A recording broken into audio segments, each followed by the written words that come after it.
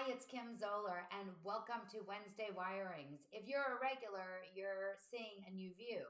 So before I get into that, I just want to ask you, what can you do today to make something new and different and something exciting, something that you love? What can you do to say yes to something very different?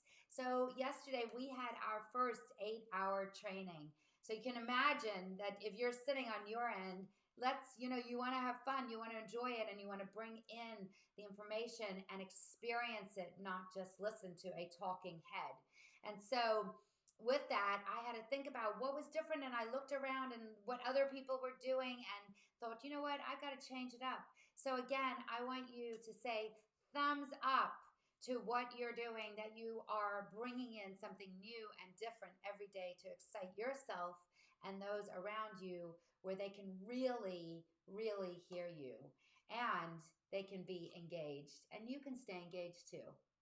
Have the very best day.